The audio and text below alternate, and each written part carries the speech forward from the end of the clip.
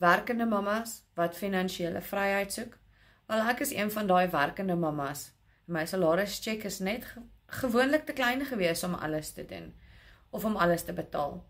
So, dit is hoekom online digitale besigheid so perfek is, want weet jy wat, dit is vir beginners wat online inkomste wil maak, maar hulle het nie tyd om al die nodige en moeilike goeders op te stel en te toets en alles nie. En dan ook vir entrepreneurs wat nog 'n ekstra inkomste stroom by hulle aanlyn besighede wil voeg, want dit is klaar opgestel, so jy het nie nodig om enigiets te doen nie. Dan is dit nou vir ons mamas wat 'n 9 tot 5 het en nie altyd daai tyd het vir nog 'n tweede werk nie, want ons is oormoeg.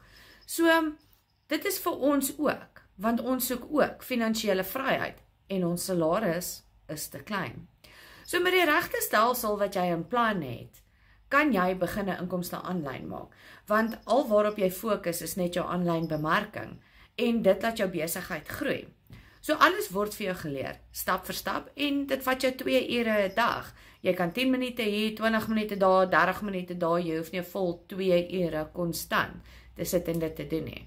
En al wat jy doen is, jy maak net 3 van hierdie video's 'n dag om jou bemarking te doen. Daar's geen ekstra inkomstes nie, en dit is wat die lekker van alles is. Jou outomatiese stelsel wat in die agtergrond vir jou werk. So as jy meer inligting wil hê, of die free PDF van hoe dit werk, los vir my in die comments 'n ja en ek stuur dit vir jou.